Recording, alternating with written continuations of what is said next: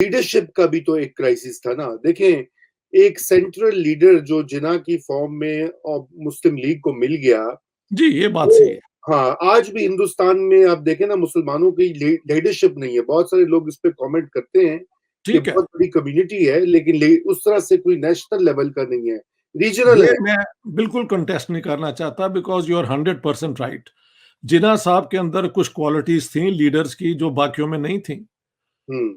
हालाँकि जिस कम्युनिटी से वो आए थे और जिस बैकग्राउंड से आए थे, उनका लीडर बनना, मैंने लिखा है अपनी किताब में, there was chance of 1 in a million but he did become the leader.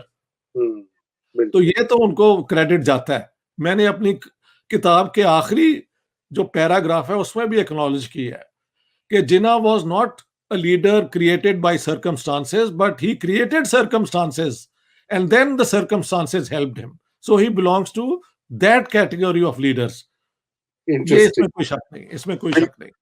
बिल्कुल। इसमें तो आप जी, थैंक यू। अच्छा डॉक्टर साहब, और ये बताएं कि ये जो मतलब यहाँ से फिर एक सफर का आगाज होता है, लेकिन बाद में फिर जो मसद बंगाल के में जो ऑटोनॉमी चाहते थे, ये 47 के बाद जब मुल्क बन गया, तो अक्सर अगर आप देखिए, बहुत सारे बंगाली इंटेलेक्चुअल्स जो थे, आप बांग्लादेशी या हम उनको कहेंगे, वो हम्म, इस रेजोल्यूशन का हवाला देते थे कि देखिए जी, वहां तो स्टेट्स की बात की गई है, यानी कि स्टेट्स, अगर आप उसको अमेरिकन स्टेट का नाम दे दें, जैसे प्रोविंस होती है, तो ठीक है। वो एक सॉवरन या उसके पास एक पावर होगी।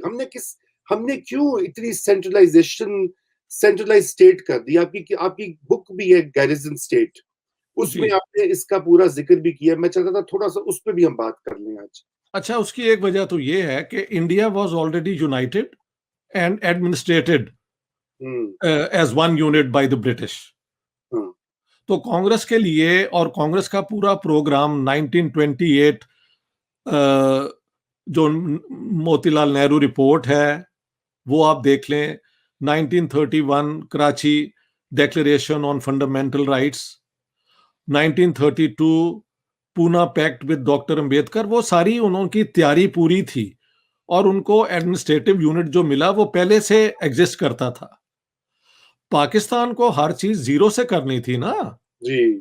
और जो मतलब यहाँ पे मेरी अपना मोहम्मद अली जिन्ना पे एक तनकीद भी है कि मोतीलाल नेहरू ने जब की रिपोर्ट में जो एक स्ट्रॉन्ग सेंटर की बात थी, वो बिल्कुल एक जेन्युइन पॉलिटिकल साइंस का आर्गुमेंट है कि जब आप एक स्टेट बना रहे होते हैं जो इंडिपेंडेंट और सॉवरन हो, तो उसकी सेंट्रल गवर्नमेंट के पास अगर क्या कहते हैं इफेक्टिव पावर ना हो तो वो कोई स्टेट नहीं बनती।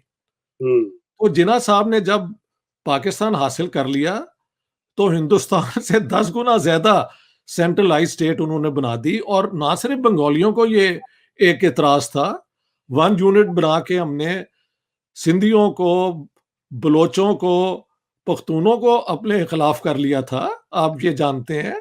जी। तो हर वो nationality other than the Punjabi were against a centralised, very strongly centralised Pakistan.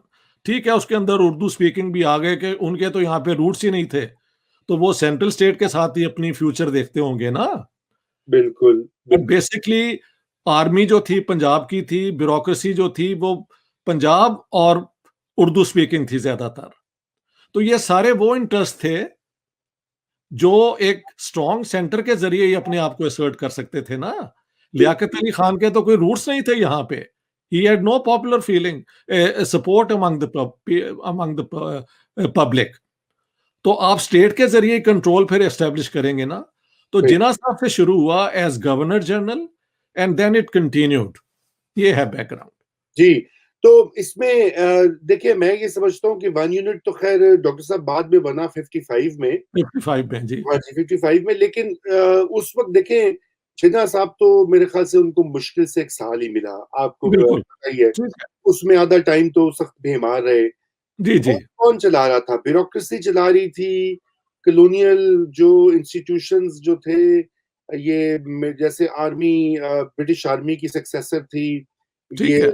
Civil service CSP class जो थी, आईसीएस थे पुराने, इंडियन सिविल सर्विस। आपने लियाकत अली खान का जिक्र किया, जी। और ये जो टोला सारा था, जिन्होंने कहा कि अब नया मुल्क बन गया, अब इसमें हमें अपनी कैसी जगह बनाएं। तो ठीक है। ये इसमें भी थोड़ा रोशनी डालें कि ये जो ये ये एक सेंट्रलाइजे, ये आपने बिल्कुल कहा कि वहां पे जाहिर बात है इन लोगों की यहाँ पे कंस्टिट्यूएंसी नहीं थी, तो they needed a strong centre ठीक to है। have their you know assert the authority, assert the authority। Authority. तो ठीक है। लेकिन बाद में हमने उसको मतलब उसको रविश को जारी रखा। आज भी पाकिस्तान में यही डिबेट है। आज भी पाकिस्तान में मरकज और जो छोटे सूबे हैं, स्पेशली तीन, जी, सिंध और जी। बलूचिस्तान, वो खैबर। ये है, अपना देखें, एक आदत पड़ जाती है। 7 साल में इन्होंने कहा कि हिंदू और ये हिंदू हमें खा जाएँगे, इस्लाम तबाह हो जाएगा। पाकिस्तान बनने के बाद यही आर्गुमेंट फिर इन्होंने इस्तेमाल की बंगालियों के खिलाफ और बलोचों के खिलाफ और पख्तूनों के खिलाफ और सिंधियों के खिलाफ। अगर आप मेरी किताब पढ़ें, गैरिजन स्टेट, तो उसमें ये सारी डिटेल्स हैं कि देखें, सियासत के लिए आप कौन से वो इंस्ट्रूमेंट हैं जो इस्तेमाल करते हैं, जो आपने ट्राई किए होते हैं।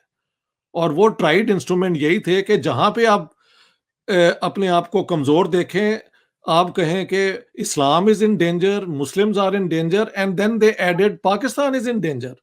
बिल्कुल, बिल्कुल। पाकिस्तान बनने के बाद ना एडिशन हो गई, पाकिस्तान इन डेंजर। लियाकत अली खान की आप स्पीचेस देख लें, उसमें कहा गया है कि पाकिस्तान के खिलाफ कंस्पिरेसी है और इस्लाम के खिलाफ कंस्पिरेसी है। आप देखें, पंजाब गवर्नमेंट ने for example land reforms announce कर दिए थे। लियाकत अली खान ने उलमा के से फतवे लिए कि इस्लाम में लैंड ओनरशिप जो है ना, उस पे कोई रिस्ट्रिक्शन नहीं है। तो बिल्कुल। इन्होंने इस्लाम को हर जगह इस्तेमाल किया है। और बड़ी मजे की बात है कि मौलाना मौदूदी भी लैंड रिफॉर्म के खिलाफ, और जमीयत अहमदिया के जो हेड थे अपना मिर्जा बशीरुद्दीन महमूद अहमद, ये भी इन दोनों की स्टेटमेंट्स हैं अगेंस्ट लैंड रिफॉर्म्स। तो जितनी कंजर्वेटिव फोर्सेस पाकिस्तान की थी, वो तो एक स्टेटस को की रिप्रेजेंटेटिव थी। तो ये कहां से चेंज आता जो आपको प्रोग्रेस की तरफ लेके जाता? ये मसला है। अच्छा जी, ये जमहूरियत को यहाँ चांस दिया ही नहीं गया ना, जमहूरियत को चांस ही नहीं दिया गया। इलेक्शन 1970 में हुआ, जो रिजल्ट हुआ उसकी बुनियाद पे इन्होंने वो फैसला नहीं माना लोगों का और मुल्क को तोड़ दिया। अब इस पे हम क्या और ऐड कर सकते हैं? आप रिकॉर्ड देख लें, एविडेंस देख लें कि इन्होंने हर जगह पे पहले इस्लाम और मुसलमान in existentialist threat, then they added Pakistan in existentialist threat. तो आप उसी मूड में आज तक चलते आ रहे हैं। बिल्कुल दे हैव वही। Not changed, they have not changed. जी, इस्लाम तो हमेशा ही खतरे में था। वो 50s में भी अगर आप तहरीरें पढ़ें तो उसमें बार-बार यही सारी ज़िक्र। हैं, सब हैं। बल्कि मैं अब सोच रहा हूँ एक किताब इस पे ही लिखा जाए। ये बिल्कुल, किताब इस पे आनी चाहिए। बिल्कुल, बिल्कुल। हाँ। अच्छा, ये अरविंद चौहान कह रहे हैं कि आपकी book garrison state Amazon India पे नहीं अवेलेबल है, तो उसको अवेलेबल करवा दीजिए। मैंने ये वो कह रहे हैं कि बार-बार ये ये बात सुने, कौन कह रहे हैं ये? ये अरविंद? अरविंद चौहान जी, वो कह रहे हैं कि please tell Ishtiaq sahab to make this book garrison state available to Amazon India, it's a request. आप अच्छा, अपनी। वहाँ पे प्रॉब्लम ये है यार कि अगर ऑक्सफोर्ड यूनिवर्सिटी कराची की किताब हो ना, तो उसमें लिखा हुआ है not to be sold in India. Oh! अच्छा। ये दैट्स द प्रॉब्लम। लेकिन हम कोशिश कर रहे हैं कि ये उसमें आ जाए ई बुक फॉर्म में, और तब वो कहीं भी बिक सकेगी।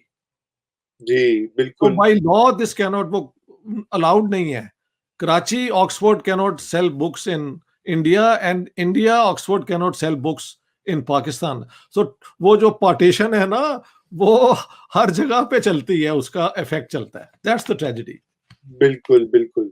तो ये अलबत्ता इंडिया के अंदर मेरी किताब है the Pakistan military in politics, वो बिल्कुल इसी किताब, यही किताब है डिट्टो। सिर्फ इंडियन पब्लिशर्स ने उसमें सारे मैप्स निकाल दिए हैं, हुँ, और विदाउट मैप्स आई थिंक उस किताब की वैल्यू कम हो जाती है। टेक्स्ट वही है जो इस किताब में है। बिल्कुल, बिल्कुल, थैंक यू।